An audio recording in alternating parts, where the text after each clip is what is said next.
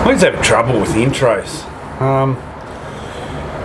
One question we get asked a lot through all of my channels is, preparation, how do you break down places, all that sort of thing. And yeah, it does come back to time on the water, but I thought I'd do a rundown of what I'm going to be using next week at the Central Victorian Lure Casters Torrumbarry round. I haven't been there since I was a kid. So I've got no expectations of where to go, what to do. I've got to work that all out on Friday. So it's a big learning curve. I've been doing all my research on the computer, but I wanted to only, I suppose, show you through some lure selections and why I've selected those lures.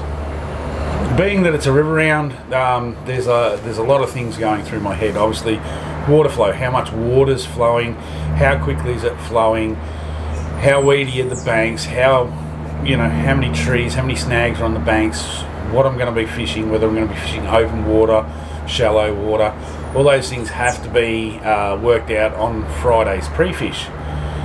But you've got to get ready some way, shape or form. So for me, I sort of do a pre-fish box, set up the rods for pre-fish, and some out there sort of things that I want to throw on pre-fish day as well. So being that it's a river round and we're chasing Murray cod, obviously early morning part of the session will be surface. But surface can be broken down into several different ways, and I want to show you what I'll be throwing to start with. Obviously, now I'm not sure on how the focus will go here, but your standard old wake bait. This is a medium size, rattly wake bait. Makes a lot of noise, but it is a wake bait. It's from the Xeric stable, so I will be throwing a wake bait and some sort of paddler. So whether it's hooks sharp on that one, so some sort of paddler. So you'll see there, this is a jointed one. Whether I run a single or a jointed, I'm not 100% sure yet, but I'll throw a paddler. As a point of difference, as I said, for something different out there, obviously there's always the old soft frog. Alright, so you'll see that the bars, but the hookup rate isn't on these, but you can throw them anywhere. So if there are some patches of weed or lily pads or something that I want to throw through, I'll have one of these there ready to tie on as well. And something a little bit different to a wake bait, a frog, this little thing here, which is not quite little, it's 100 mils long, it's a Bone Hover Jet. Obviously you can see that it does have the hover on the back, or you can fold them in, click them in, and run them as a stick bait as well. So I'll have one of those, and that will run down the surface style of things for the early mornings. Right, once you get out of, the sun comes up, the rain goes away, we're not even sure of what the weather's going to be like at this stage. You can't go past the good old hard body. I've said it before on my channels that I do love the good old stump jumper. Right, so leading into the comp, not knowing what's going on, as I said, a dark and a light stump jumper.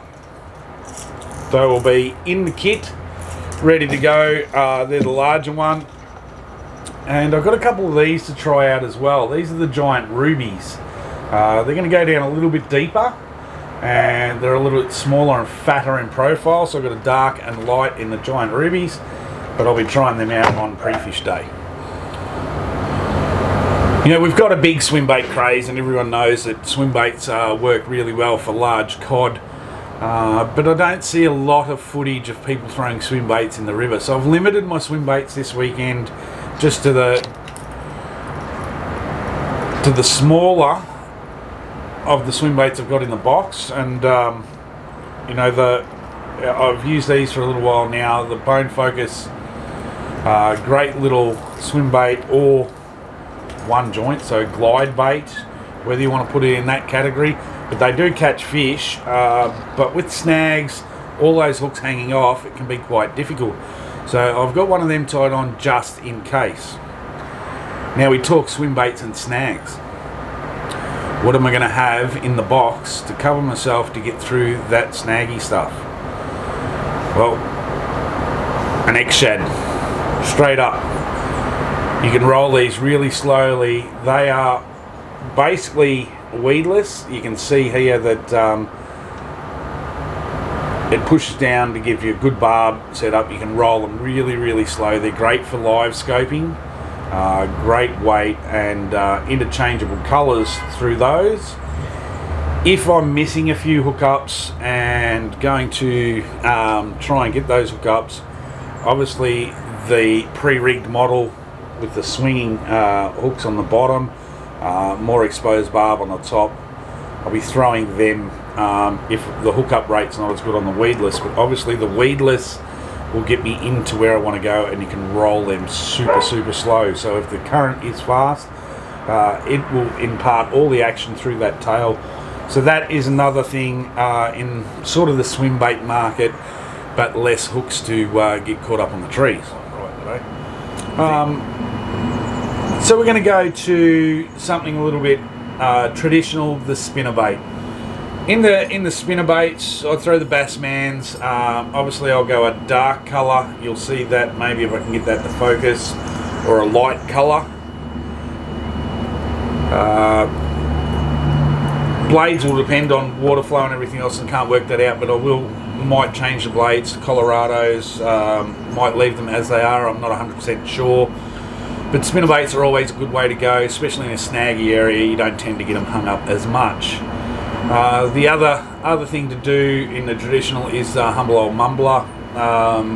So the traditional mumbler or the longer mumbler there, you'll see it if I can get the light right on that. That's the 2-hook larger mumbler, but I have also got some smaller mumblers made up from Planet Bassman, and these are a single hook mumbler. All right, they're a smaller profile. I'm not sure if you get the comparison lengthwise. But they're much shorter than the original, so they'll all be on and thereabouts, and that'll be something that we can start with. There are so many different variants that are going to go into it, whether it's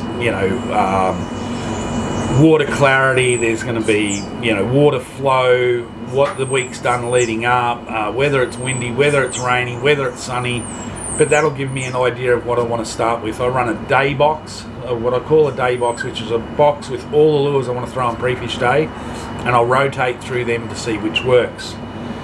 One thing that I will be trialling over the next 12 months, which has been around for a long, long time, there are some guys in Australia doing it successfully, but I'm only just starting out on it, is your Carolina rig, Texas rig, that sort of setup, and I think that'll work really well with the Murray cod scene, especially when you're using the live site and you're bringing them out towards the boat and then just sitting there. I think a big worm or something like that just flipped out to them might make them react on that. So that's something that I'll be trying over the next 12 months, not necessarily for a long time on pre-fish day, but for instance, your rage tails, drop shotting them or Texas rigging them in through thick stuff, having them just sort of flutter down in front of a cod's face. I think that'll be like a little yabby candy in front of their face. Or with Murray cray season being around, and there'll be a few crays around, these smaller ones in the white I think might work really, really well. I'm not sure if I'm going to rig them weedless in the Texas rig style or not, but that's something that I'm going to be playing with over the next 12 months, so I'll let you know how that goes.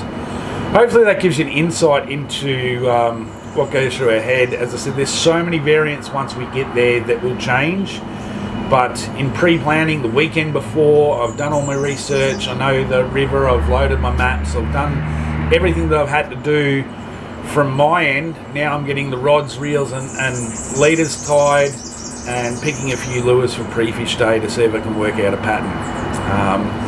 As I said, big cod, winter, surface, that's what I'm looking forward to, but you've got to have all the other things in the arsenal as well. So that's a bit of a rundown of what I'm going to be throwing on pre-fish day next week at Turrumbary Weir for the Central Victorian Lure Casters Comp. hopefully I can do a video next week after the comp and tell you if any of it actually did work. So yeah, bit different, letting the cat out of the bag before a comp, but hey, let's all get out there and smack some cod. See you on the water. I'm going to throw, geez, just get the words out. I'm going to show you what I'm going to be throwing to start with and some alternatives. I think we're recording. I have to apologise for the light. I just can't get the light right today.